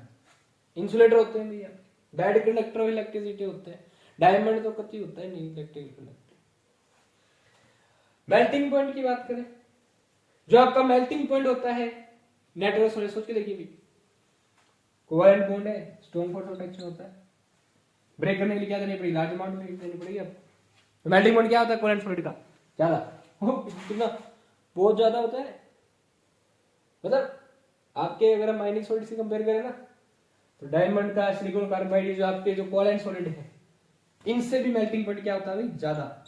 कहने का मतलब उसका मेल्टिंग पॉइंट यानी सॉलिड का क्या है, हाई है, मेल्टिंग पॉइंट का क्या होगा, very high melting point. Melting point क्या होगा भाई, वेरी हाई। ये है आपके एग्जांपल। अब यहां पे भी एक खास बात है, जो आपका फोर्स ऑफ, जो आपकी इलेक्ट्रिकल कंडक्टिविटी है, जनरली आपके जो कोवैलेंट कंपाउंड क्या है, इंसुलेटर। बट जो आपका ग्रेफाइट होता है, क्या भाई, ग्रेफाइट, ये एक्सेप्शनल है, एक्सेप्शन है किसका, कोवालेंट या नेटवर्क सॉलिड का, इस रिस्पेक्ट में ये क्या होता है, इलेक्ट्रिकल कंडक्टर। कौन, ग्रेफाइट। क्यों भाई, जो ग्रेफाइट के अंदर बॉन्डिंग होती है, कार्बन एटम 3 बॉन्ड बनाता है एक लेयर में, और दूसरी लेयर के साथ केवल फोर्स ऑफ अट्रैक्शन होता है। हेक्सागोनल लेयर बनती है कार्बन ग्रेफाइट के अंदर। हम मैं जब आपको स्पेशली ग्रेफाइट और कार्बन पढ़ाऊंगा तब बताएंगे, ठीक है। तो जो हर लेयर में एक इलेक्ट्रॉन क्या होता है, फ्री, जिसके कारण आपका ग्रेफाइट क्या बन जाता है, इलेक्ट्रिकल कंडक्टर। लेयर स्ट्रक्चर होता है ग्रेफाइट के अंदर, और एक लेयर में कार्बन केवल 3 ही बॉन्ड बनाता है, इलेक्ट्रॉन कार्बन क्या होता है, फ्री होता है, जिस कारण जो आपका ग्रेफाइट होता है that is electrical conductor. Good conductor होता है भाई, पेंसिल से देख लो, मैक्सिमम यूज करते हैं ग्रेफाइट का सेल्स के अंदर, ठीक है। क्या है, इलेक्ट्रिकल कंडक्टर। ये था भाई कोवालेंट या नेटवर्क सॉलिड। यहां पे बनता है कोवालेंट बॉन्ड। हाँ, एक बात ध्यान रखिए, जो कोवालेंट बॉन्ड होता है ना, डायरेक्शनल होता है नेचर, बस मतलब इसकी जो डायरेक्शन, जहां ये बॉन्ड बना रहा है वो डायरेक्शन फिक्स है, यहां बना रहा था यहाँ बना रहा था, जिसके कारण इसकी शेप ज्योमेट्री क्या जाती है, फिक्स, ठीक है। और इन्हीं की हम ज्योमेट्री की स्टडी करते हैं, आयनिक सॉलिड के अंदर किसी ज्योमेट्री की स्टडी नहीं करते, तो इसे डिस्कस नहीं करते, ठीक है, ज्योमेट्री नहीं बनाते। जो आपके डायरेक्शन होने के कारण कोवेलेंट बॉन्ड, हाइब्रिडाइजेशन पढ़ते हैं ना, तो कोवेलेंट बॉन्डिंग में ही पढ़ते हैं, ठीक है। तो यहां पे आपका जो कोवेलेंट सॉलिड के अंदर कोवेलेंट बॉन्ड है, ये क्या होता है, डायरेक्शनल होता है नेचर। आयनिक बॉन्ड नेचर में डायरेक्शनल, ये भी ध्यान रखिए। ये था भाई अबाउट कोवेलेंट या नेटवर्क सॉलिड, ठीक है। और हाँ, एक और बात भी स्पेशल नोट सुन लीजिए, क्या है, स्पेसिफिक पॉइंट्स के लिए स्पेसिफिक वीडियो मिलेगी आपको, चिल मारिए, पढ़ते जाइए, बस कंटिन्यूटी रखिए, ठीक है। एक भी ऐसा क्वेश्चन आपको नहीं मिलेगा जो आपने मेरे मुंह से ना सुना हो, बोर्ड में समझ में आ गई। A to Z point ABC में मैं क्लियर कर दूंगा आपको, ठीक है, बिलीव, विश्वास रखिए। हाँ देखिए भाई, नेक्स्ट है अपना मेटालिक सॉलिड। तो सोचिए मेटालिक सॉलिड मतलब मेटल्स, एग्जाम्पल क्या है भाई, मेटल्स के अंदर मेटल सॉलिड फॉर्म में आपकी चांदी, सोना, तांबा, लोहा, किसके एग्जाम्पल है, जस्ट, जिंक, कैडमियम, जो आपके मेटालिक सॉलिड होते हैं। क्या होते हैं भाई, मेटालिक सॉलिड होते हैं। देखे होंगे आपने, सोना, चांदी, चांदी दिखाऊं, मूर्ति दिखाऊं आपको, देखिए माता रानी की फोटो दिखाते हैं आपको, सॉलिड की फॉर्म में आपकी मेटालिक सॉलिड, देखिए देखिए देखिए देखिए, दिस इज रिंग, एक मेटालिक सॉलिड है, दिख रहा है क्या, क्या दिख रहा है, कमेंट में कीजिएगा जो दिख रहा था, ठीक है। Next, this is metallic solid, ये मेटल है, मेटालिक सॉलिड, सिल्वर की है भैया, ये माँ वैष्णो देवी की, देख लीजिए, this is also metallic solid. Metal के क्या है, मेटल के अंदर क्या होते हैं, आयंस और इलेक्ट्रॉन्स होते हैं। वो मेटल आपको पता है अच्छी कंडक्टर होती है इलेक्ट्रिसिटी की। फोर्स ऑफ अट्रैक्शन क्या है, metallic bond, force of attraction क्या होता है, मेटालिक बॉन्ड, इलेक्ट्रिक इलेक्ट्रॉन ज्यादा होते हैं तो क्या होंगे, कंडक्टर ऑफ इलेक्ट्रिसिटी होंगे। मेल्टिंग पॉइंट क्या होता है, सिल्वर चांदी का, बहुत फूंक मारनी पड़ती है इनको मेल्ट करने के लिए, एक्सट्रीमली बहुत ज्यादा मेल्टिंग पॉइंट होता है इनका। कोवेलेंट सॉलिड से भी क्या होता है ज्यादा, देख लीजिए। जो नॉर्मल कोवेलेंट सॉलिड है भाई, कुछ तो एक्सेप्शन होते हैं, डायमंड है वो कितना मेल्टिंग पॉइंट, नॉर्मल कंसेप्ट के हिसाब से, नॉर्मल थिंकिंग, जय माता दी। और ये देखिए भाई the most special thing again, देख लीजिए क्या है, ठीक है, कमेंट जरूर कीजिएगा इसके लिए, ठीक है। देखते हैं आप क्या कमेंट कर पाते हैं, लेट्स सी। ये आपको कमेंट में करना है जो आपको दिखाई दे रहा है, लेट ऑल्सो मैटर। तो मेटालिक सॉलिड है भाई हमारे पास,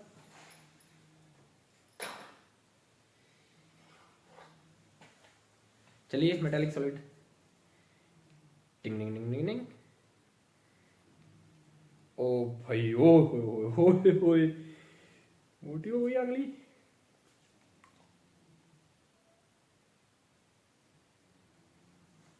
मेटालिक सॉलिड। देखिए भाई, फ्रिक्शन क्या बनाना पड़ता है, फ्रिक्शन कम करना पड़ता है यहाँ पे। हाँ, बात करेंगे मेटालिक सॉलिड की। देख लिया हमने मेटालिक सॉलिड। कंस्टिट्यूएंट पार्टिकल क्या होंगे, कौन कौन भाई, मेटल्स के आयंस एंड इलेक्ट्रॉन्स। अब ये ध्यान दीजिए भाई, खास बात, जो आयंस है आपके एक्चुअल में न्यूक्लियस के चारों तरफ क्या होता है, ऑर्बिट, ऑर्बिट के बाहर किसी वैलेंस सेल में क्या होंगे, इलेक्ट्रॉन। वैलेंस सेल के इलेक्ट्रॉन है केवल इलेक्ट्रॉन। वैलेंस सेल के इलेक्ट्रॉन की कनेक्टिविटी में योगदान करते हैं मेटालिक सॉलिड के अंदर। और बाकी जो वैलेंस सेल को छोड़ के जो ये पार्ट बचता है ना, इसे हम कहते हैं कर्नेल। क्या कहते हैं, कर्नेल। जैसे अखरोट की जो गिरी होती है, इसको क्या कहते हैं, कर्नेल कहते हैं। ऐसे जो आपके इलेक्ट्रॉन वैलेंस सेल को छोड़ के जो अंदर का पार्ट है न्यूक्लियस के साथ फर्दर कुछ ऑर्बिट, वैलेंस सेल को छोड़ के जो इलेक्ट्रॉन्स इन ऑर्बिट में क्या कंट्रीब्यूट करेंगे, आपके कर्नेल। क्या कहते हैं, कर्नेल। जो कंस्टिट्यूइंग पार्टिकल आपके मेटालिक सॉलिड में होते हैं आयंस यानी कर्नेल्स, और क्या, electrons. Now force of attraction, that is metallic bond. क्या होता है भाई, metallic bond is force of attraction. अब metallic bond force of attraction कैसे देखें, देखिए, एक मैंने न्यूक्लियस, इलेक्ट्रॉन, वैलेंस इलेक्ट्रॉन, ठीक है, ये एक आयन हो गया, एक एटम हो गया मेटल का, जिसके अंदर क्या है, कर्नेल है, और क्या है, इलेक्ट्रॉन। ठीक भाई, ये इलेक्ट्रॉन मूवेबल होते हैं ना, यहां के अंदर स्पेसिफिसिटी यही है। दूसरे, ये आपका न्यूक्लियस, उसके बाद ऑर्बिट, और इसमें इलेक्ट्रॉन। अब मेटालिक बॉन्ड क्या है, बोला ये न्यूक्लियस इस इलेक्ट्रॉन खींचता है, और ये इलेक्ट्रॉन इस न्यूक्लियस द्वारा खींचा जाता है दूसरे एटम का मेटल। क्लियर है? तो ये इसको ट्रैक्ट करेगा, ये इसको ट्रैक्ट करेगा। यही क्या है आपका मेटालिक बॉन्ड।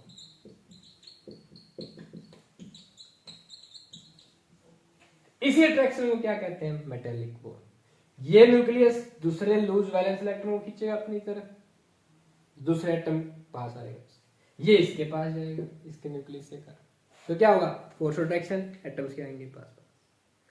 अब इलेक्ट्रॉन्स में क्या होते हैं, फ्रीली मूवेबल होते हैं, तो पूरे सॉलिड के अंदर इलेक्ट्रॉन आसानी से मूव करेंगे। ठीक, इलेक्ट्रिकल कंडक्टिविटी क्या होगी इनकी, high, good conductor of electricity. Copper है, सिल्वर है, गोल्ड है, क्या है, good conductor of electricity. Iron क्या है, मेटालिक सॉलिड। और मेटालिक और मेटल्स किसको छोड़ के भाई, बताइएगा, कमेंट कीजिएगा, कौन सी मेटल को छोड़ें जो इलेक्ट्रिकल कंडक्टर नहीं है। जो इलेक्ट्रिकल कंडक्टर नहीं है, लिख दूंगा मैं इंडायरेक्टली, के लिए देखते हैं आप बता पाएंगे क्या। लिख दिया मैंने, समझ लीजिएगा, हिंट है, कमेंट कीजिएगा लिख के, non conductor, metallic non conductor is this. Then melting point बहुत ज्यादा होता है, एक्सट्रीमली हाई। एक तो वेरी हाई होता है, एक उससे ज्यादा हाई होता है, किसका, melting point of metallic solid. Then nature कैसी है भाई साहब, और इसकी नेचर भी भाई, कौन सॉलिड की नेचर क्या होती है, हार्ड होता है। देखो बहुत हार्ड है, हार्ड। एग्जांपल्स क्लियर है, मेटल्स, ओके भाई। These were all crystalline solid type, ionic solid, molecular solid, covalent of natural solid or metallic solid, basis on the two factor types of constitutive particle and force of attraction। तो ये हमारा भाई third point आज की video का complete होता है। ठीक है, देख लीजिए, प्रैक्टिस कर लीजिए, उतार लीजिए। और हाँ भाई, इसके बाद हम नेक्स्ट पढ़ेंगे टेट्राहेड्रल वॉइड के बारे में एंड ऑक्टाहेड्रल वॉइड के बारे में। ठीक है, फिर रेडियस रेशियो के बारे में देखेंगे। ओके, उतार लीजिए, इतने हम उतार तो लिया होगा आपने, ऐसी बात नहीं, इसको क्या होता है। ठीक है, अपनी कॉपी को रिवीजन कर लीजिए, देख लीजिए आपने क्या पढ़ लिया है इस टाइम पे। ठीक, उसके बाद मैं नेक्स्ट अभी आपको फर्दर बताता हूं क्या, tetrahedral void and octahedral void. आज की वीडियो का भाई, आज की वीडियो का हमारा फोर्थ पॉइंट है tetrahedral void and octahedral void. अब सुनिए अभी, सबसे पहले वॉइड का मतलब होता है एम्प्टी स्पेस, खाली स्थान। ठीक, बात करेंगे किसकी, टेट्राहेड्रल वॉइड की। ऐसा वॉइड जिसमें टेट्रा मतलब चार, हेड्रल मतलब हेड, जिसके अंदर चार हेड बनते हो, टेट्राहेड्रल, चार फेस बनेंगे भैया किसके अंदर, टेट्राहेड्रल। या आप ये कह सकते हो ये चार एटम के घिरने से बनता है। इसके चारों तरफ टेट्राहेड्रल वॉइड, खाली जगह के चारों तरफ कितने एटम होंगे, चार, जिसे हम क्या कहेंगे, टेट्राहेड्रल वॉइड, जिसको हमने कुछ भी बना रखा है, देख लीजिए भाई। ये तीन एटम एक लेयर में, एक उसके ऊपर एटम, ठीक। इन तीनों के बीच का ये जो अंदर आपको स्पेस दिख रहा है, this is known as what, this is what, दिख रहा है, क्लियर साफ दिख रहा है, क्लियर कट, देख लीजिए और पास। ये क्या आपका इसके अंदर जो स्पेस दिख रहा है, that is tetrahedral void, Khalistan दिख रहा है अंदर, ठीक है। This is what, tetrahedral void. एक लेयर के अंदर तीन एटम है, ऊपर लेयर के अंदर क्या है, एक एटम, क्या बन गया आपका, टेट्राहेड्रल वॉइड। चार एटम से क्या होता है, सराउंडेड होता है। Tetrahedral void is formed by four atoms having four faces, कह सकते हैं आप, as tetrahedron।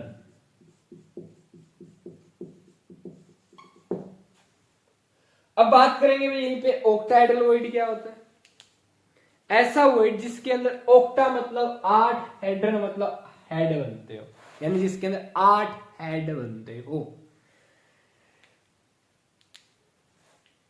ये है भाई आपका ऑक्टाहेड्रल वॉइड, देख लीजिए, मतलब जिसके अंदर तीन एटम, ब्लैक वाले तीन एटम दिख रहे हैं, ये एक लेयर में है। जब हम सॉलिड की पैकिंग पढ़ेंगे, क्लोज पैकिंग सॉलिड, तब पैकिंग के दौरान आपके टेट्राहेड्रल एंड ऑक्टाहेड्रल वॉइड बनेंगे, मैं आपको स्पेशली बताऊंगी, ठीक है। अभी समझने के लिए भाई, ऐसा वॉइड जो 6 एटम से घिरा हुआ, एक लेयर में 3 एटम ब्लैक से दिखा रखे हैं, अगली लेयर में 3 एटम दिखा रखे हैं व्हाइट से, दिख रहे। अब इनके अंदर जो बीच में पारो पर स्पेस दिख रहा है भाई, हम आपको कैसे बताऊंगी इसके अंदर से क्या पास हो सकता है, एनीथिंग। देखिए यहां पे बीच में बिल्कुल खाली स्थान दिख रहा है, अभी मैं दिखाता हूं आपको, देखिए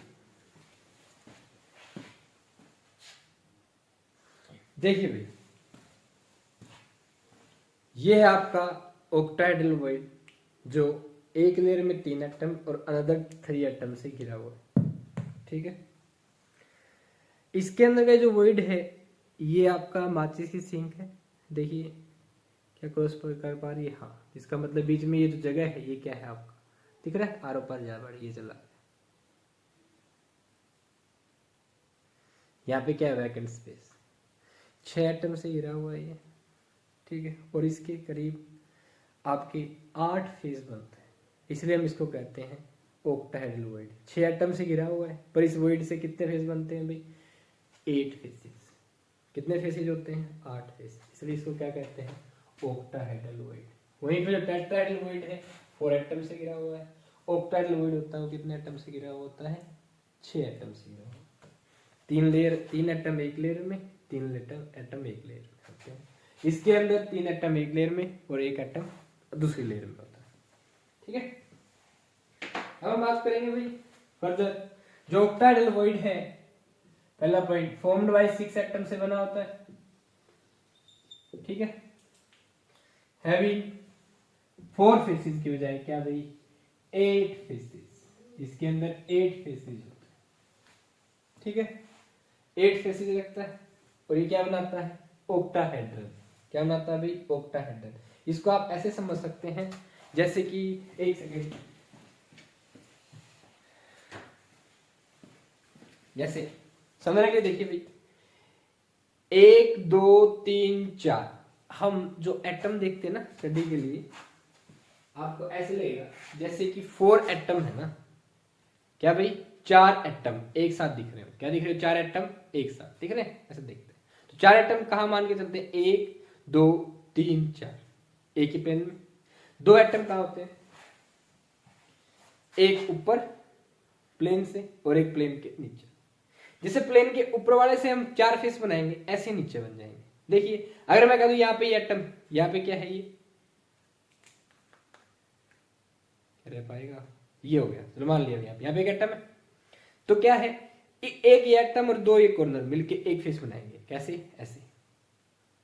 ऐसे ये वाले जो 2 एटम है मिलके क्या बनाएंगे, दूसरा फेस। ये वाले एटम मिलके क्या बनाएंगे, तीसरा फेस। और यहां से क्या बन जाएगा, चौथा फेस। इसको समझने के लिए हम क्या कर सकते हैं,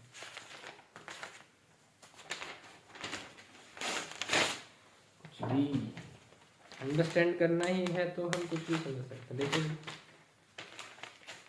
ये देखो ऐसे होता है, तो आपका क्या है, देख लीजिए, एक यहाँ पे 1 2 3 4 एटम तो ये हो गए, एक एटम ऊपर एक एटम नीचे, ठीक है। तो इसके साथ ये मिलके 1 2 3 एक फेस बनाते हैं, ये एक फेस बन गया।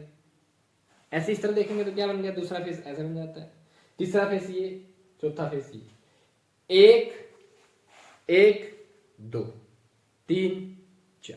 ऐसे यही एटम अगर नीचे होता, चलो ऊपर ले आया, एक एटम यहां होता है, एक एटम नीचे होता है, 1 2 3 4, 1 2 3 4, 4 फेस ऊपर 4 फेस नीचे, क्या बन गया आपका ऑक्टाहेड्रल वॉइड। ये था भाई ऑक्टाहेड्रल वॉइड के बारे में कि कैसे ये बनते हैं, ठीक है। सेकंड बात ना, अगर सॉलिड को आयंस बना रहे हैं तो आयंस की रेडियस का एक रेशियो होता है जिसे हम रेडियस रेशियो कहते हैं, अभी डिस्कस करेंगे। तो जो आपका टेट्राहेड्रल वॉइड होता है, जिन आयंस द्वारा बनाया जाता है उनके अंदर radius of cation by radius of anion का जो रेशियो होता है वो होता है 0.225 से 0.414, ठीक है।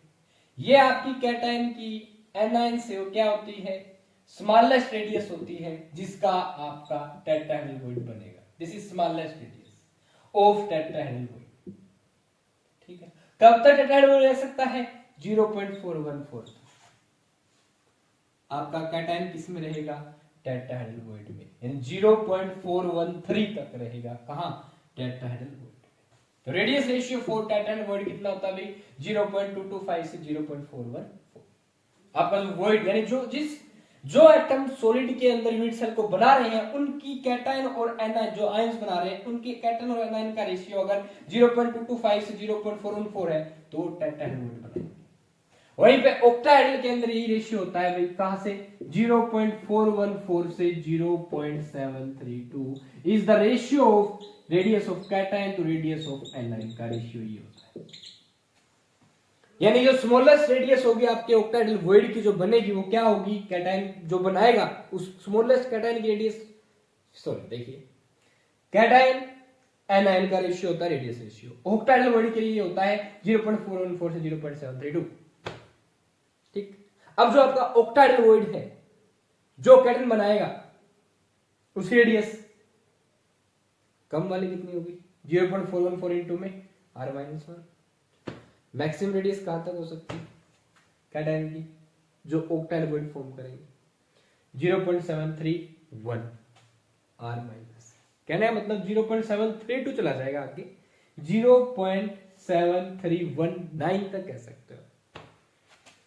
किसकी रेडियस होगी, ऑक्टाहेड्रल वॉइड की। ये आपका कैटायन और ये एनायन मिलके क्या बनाएंगे, ऑक्टाहेड्रल वॉइड, इफ रेशियो 0.41 से 0.732 के बीच। और जब हम रेंज लेते हैं ध्यान रखना ये अपर वाली वैल्यू आगे वाले में काउंट होती है, ठीक है। जैसे 0.414 टेट्राहेड्रल वॉइड में काउंट नहीं होगी, कहां काउंट होगी भाई, 0.414 ऑक्टाहेड्रल वॉइड में। मान लो आपका रेडियस रेशियो कितना रहता है, 0.414, तो वो ऑक्टाहेड्रल वॉइड में होगा, नहीं कि टेट्राहेड्रल वॉइड में। ओके, किसी का 0.732 आता है तो किसमें नहीं है, वो ऑक्टाहेड्रल वॉइड में नहीं, किसमें होगा, क्यूबिक वॉइड में, ठीक। थर्ड मोस्ट इंपॉर्टेंट पॉइंट है भाई, जो टेट्राहेड्रल वॉइड होता है, अगर किसी यूनिट सेल में एक एटम है तो टेट्राहेड्रल वॉइड बनेंगे भी 2, एक एटम से कितने टेट्राहेड्रल वॉइड बन देंगे, 2। मान लो किसी यूनिट सेल में n एटम्स है तो कितने वॉइड बनाएगा भाई, टेट्राहेड्रल वॉइड कितने बनेंगे वहां पे, 2n। यानी कि एक एटम के कारण 2 टेट्राहेड्रल वॉइड बनते हैं। क्यों भाई, 3 एटम एक लेयर में, चौथा एटम ऊपर। अगर 3 लेयर अगली 3 एटम्स की लेयर ऊपर हुई तो क्या इसी एक एटम से बन जाते हैं, एक टेट्राहेड्रल नीचे एक टेट्राहेड्रल ऊपर। तो एक एटम में कितने टेट्राहेड्रल बनते हैं, 2। वहीं पे एक एटम से ऑक्टाहेड्रल बॉडी कितने बनते हैं भाई, 1। आयोनिक सेल में एक एटम है कंप्लीट, कितने ऑक्टाहेड्रल बॉडी बनाएगा, 1 ऑक्टाहेड्रल बॉडी। n एटम है तो n ऑक्टाहेड्रल बॉडी। ये आपके मैथमेटिक कैलकुलेशन के लिए है, जहां पे हम न्यूमेरिकल टाइप करेंगे, ठीक है। 1 atom 2 tetrahedral body, n atom 2 tetrahedral body. जबकि अगर यूनिट सेल में एक एटम है तो ऑक्टाहेड्रल बॉडी कितने होंगे, 1। n एटम है तो n ऑक्टाहेड्रल बॉडी होंगे। अगर बात करें एफसीसी की, टेट्राहेड्रल बॉडी कितने होनी चाहिए, 8। 4 एटम होते हैं ना, ऑक्टाहेड्रल बॉडी कितने होंगे, 4। मोस्ट इंपोर्टेंट पॉइंट है 4th। वीडियो देख लेना भाई अच्छे से, कहीं बीच में स्किप कर दो, यहीं पे है क्या, देखिए जो आपके टेट्राहेड्रल की लोकेशन कहां होती है, लोकेशन ऑफ टेट्राहेड्रल, यही मोस्ट इंपोर्टेंट पॉइंट है, ध्यान रखना। कहां, 2 on each body diagonal, each body diagonal, diagonal, ध्यान रखना।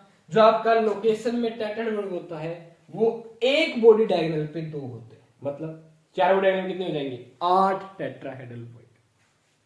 वहीं पे जो आपका ऑक्टाहेड्रल बॉडी होता है भाई, ये सुन लीजिए क्या होता है।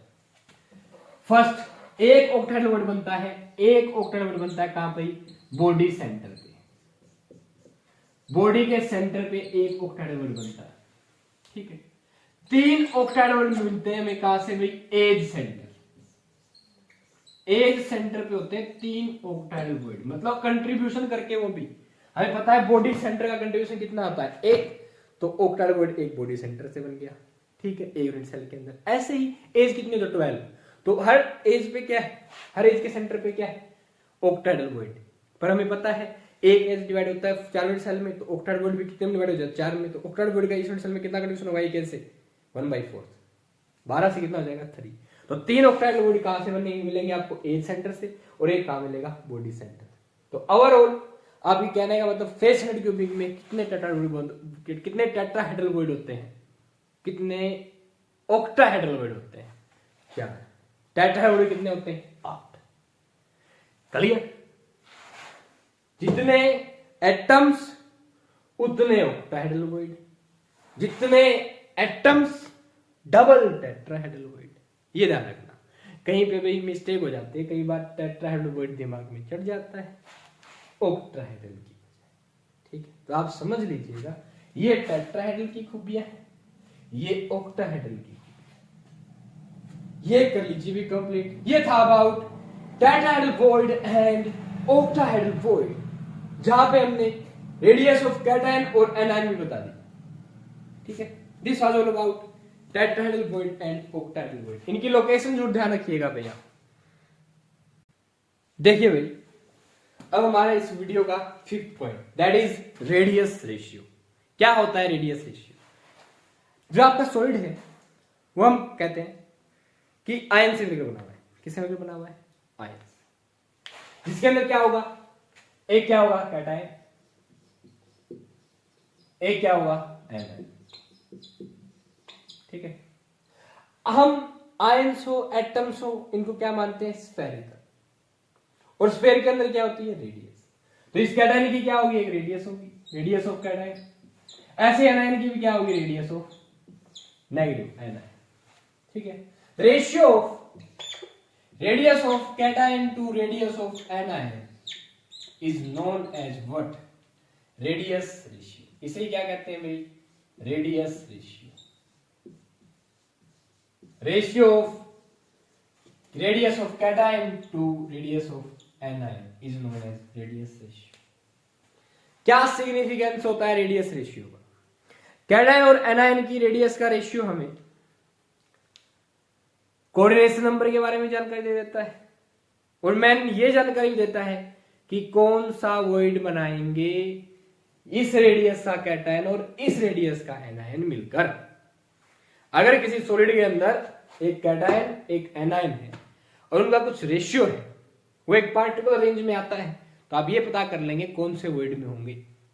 फॉर एग्जांपल देखिए भाई, अगर आपका रेडियस रेशियो, हम 4 पॉइंट से पढ़ेंगे, रेडियस रेशियो की जो रेंज है वो आपकी 0.144 से 0.225 के बीच आ रही है। तो जो इसके कारण इन कैटायन और एनायन मिलकर एक खाली जगह बनाएंगे, जो उसका नाम बोलते हैं प्लेनर वॉइड। क्या बोलेंगे उसको? प्लेनर, यानी कि एक्चुअल में ट्रायंगुलर वॉइड। क्या कहते हैं उसको? Triangular void. तो आपका ट्रायंगुलर खालिस्तान बने। दिख रहा है ये वाला खालिस्तान दिख रहा है क्या? ठीक है, भर दिया वाला। ये होगा आपका प्लेनर वॉइड, यानी क्या है? Triangular void. अगर आपका रेडियस ऑफ कैटायन और रेडियस ऑफ एनायन इस रेंज में आता है। अब अगर रेडियस की रेशियो की रेंज है 0.225 टू 0.414, ठीक है, तो इनसे जो वॉइड बनेगा उसे हम कहेंगे क्या? Tetrahedral void. क्या? Tetrahedral void. पता चला रेडियस रेशियो का? यस। अगर आपका रेडियस रेशियो रेंज में है 0.414 से 0.732, तो जो ये कैटायन और एनायन मिलकर वॉइड बनाएंगे वो होगा आपका क्या? Octahedral void. देखिए, जो चीज समझ में ना आए वो आप कमेंट में पूछ लीजिएगा। नेक्स्ट, 0.732 से किसके बीच? 1 के बीच। अगर रेडियस रेशियो 0.732 से 1 के बीच है तो जो वॉइड बनेगा वो बनेगा भी क्यूबिक वॉइड। ठीक है, टेट्राहेड्रल एंड ऑक्टाहेड्रल हमारे सिलेबस में है। अब बात करेंगे रेडियस रेशियो के बेस पे आप कोऑर्डिनेशन नंबर बता सकते हैं, मतलब कि इस वॉइड का कोऑर्डिनेशन नंबर, कितने एटम इस वॉइड को टच कर रहे हैं या कितने एटम से द्वारा बनाया जा रहा है, दैट इज कोऑर्डिनेशन नंबर। ठीक, मैं कह दूं इस मार्कर को कितना मार्कर टच कर रहे हैं? 1। कोऑर्डिनेशन नंबर कितना हो गया? 1। सिंपल। मैं कह दूं इस एक मार्कर को कितनी क्या टच कर रही है? देख लीजिए, दैट इज व्हाट? अरे लॉर्ड, इसका कोऑर्डिनेशन नंबर कितना हो गया? 2। नाइबरिंग एटम्स या आयन क्या कहलाते हैं? क्या बनाते हैं? Coordination number. कितने एटम्स या आयन एक एटम को टच कर रहे हैं, दैट इज कोऑर्डिनेशन नंबर। जो आपका ट्रायंगुलर वॉइड बनता है, इसका कोऑर्डिनेशन नंबर कितना होता है भाई? 3। टेट्राहेड्रल वॉइड का कोऑर्डिनेशन नंबर 4। ऑक्टाहेड्रल वॉइड का कोऑर्डिनेशन नंबर 6। ऐसे लिखना 5। कितना होता है? 6। क्यूबॉइड का 8। कोऑर्डिनेशन नंबर कितना होता है भाई? 8। ठीक, ये था रेडियस रेशियो। क्या करेंगे भी? आपको न्यूमेरिकल दे देंगे, ठीक है, आपको कैटायन दे देंगे, कैटायन की रेडियस दे देंगे और किसकी रेडियस दे देंगे? एनायन की। दोनों को डिवाइड कर दीजिए, जो रेशियो आए वही क्या है? Radius ratio.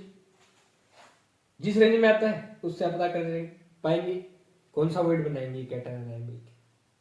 ठीक है, अब कोऑर्डिनेशन नंबर पूछ सकते हैं। अगर मान लो वो ऑक्टाहेड्रल वॉइड बना रहे हैं, कोऑर्डिनेशन नंबर कितना हो जाएगा? 6। समझ में आ रहा है? यहां पे आपको बोल देगा स्पेशली, इस रेडियस के कैटायन और एनायन मिलके एक वॉइड बना रहे हैं जिसके अंदर एक एटम फिट हो रहा है। बताइए उसकी रेडियस किस रेंज की हो सकती है? तो ये रेडियस रेशियो का जो रेंज है, इसी ऑर्डर की क्या हो जाएगी? इनकी रेडियस। यानी वो जो कैटायन है जो रेडियस बना रहा है, उसके अंदर क्या बनना? जो वॉइड, उसकी क्या निकाल सकते हैं आप? रेडियस निकाल सकते हैं। क्लियर? ये है अभी लोअर लिमिट और ये क्या होती है? अपर लिमिट उस रेडियस रेशियो से जो निकली है उस वॉइड की। जो खालिस्तान बनेगा वो कितनी रेंज तक बन सकता है? कब तक आपका कैटायन एनायन मिलके इस रेंज का क्या बना लेंगे? वॉइड। ठीक है, तो ये लोअर लिमिट और ये अपर लिमिट काउंट होती है नेक्स्ट वाले वॉइड में। मान लो आपका कैटायन और एनायन का रेडियस, जैसे मान लो मैंने बोल दिया कैटायन की रेडियस 1 है पिकोमीटर, एनायन कितनी है? 2। कितना है रेडियस रेशियो? 0.5। किस रेंज में आ रहा है अभी? 0.5, 0.414, 0.732। तो ये कैटायन और एनायन मिलकर क्या बनाएंगे भाई? आपका ऑक्टाहेड्रल वॉइड। कोऑर्डिनेशन नंबर कितना होगा? 6। और उसके अंदर इतने रेडियस का एटम या आयन आपका फिट हो सकता है। मैक्सिमम कितनी रेडियस हो सकती है जो नया एटम इस वॉइड के अंदर फिट हो सकता है? इतनी। मिनिमम इतनी। जो आप कैटायन और एनायन से कंपेयर कर सकते, निकाल सकते। क्लियर। लोअर लिमिट ये अपर लिमिट, ठीक है भाई। इसके न्यूमेरिकल्स करेंगे स्पेशली, ये इसकी थ्योरेटिकल पार्ट, प्रैक्टिकल भी, अप्रोक्सीमेट प्रैक्टिकल भी देख लिया हमने, ठीक है भाई। फर्दर भाई नेक्स्ट वीडियो में यानी जो भी वीडियो आएगी एक साथ ही करेंगे, रेडियस रेशियो TIO नहीं होता रेशियो, ठीक है। तो जो नेक्स्ट जो न्यूमेरिकल्स की वीडियो आएगी उसी के अंदर भाई हम एक साथ सॉलिड स्टेट के न्यूमेरिकल डिस्कस करेंगे, ठीक, जहां आपके सारे कंसेप्ट एक साथ रिवाइज हो जाएंगे, बड़ा तरीके से डिस्कशन करेंगे न्यूमेरिकल्स का, ठीक। तो ये थे भाई हमारी all first, second and third video of solid state हमने कवर अप कर लिया, ठीक है। अब ध्यान दीजिए, सबसे इंपॉर्टेंट बात, एक बार लंबे मेथड से पढ़ लीजिए, फिर उसका शॉर्ट बनाइए, ठीक है। कंसेप्ट को समझिए, प्रैक्टिस कीजिए, जो आप पढ़ लेते हैं उसको लिखिए, रिपीट कीजिए, मन ही मन रिकॉल कीजिए, दोहराइए, बार बार रिवाइज कीजिए, क्लियर है। Revise, repeat, recall. रिपीट बार बार पढ़ना है, रिवाइज पढ़ना है, रिपीट करना है, और रिकॉल बिना देखे याद करना है, ठीक है। बहुत जरूरी है ये करना। वीडियो बहुत लंबी हो चुकी है, आशा है आप लोगों को पसंद आई होगी। अगर आपको वीडियो पसंद आई तो please share, like the video, share the video and subscribe the channel. हंसते रहिए, मुस्कुराते रहिए, पढ़ते रहिए, मस्त रहिए। All the very very best. जय माता।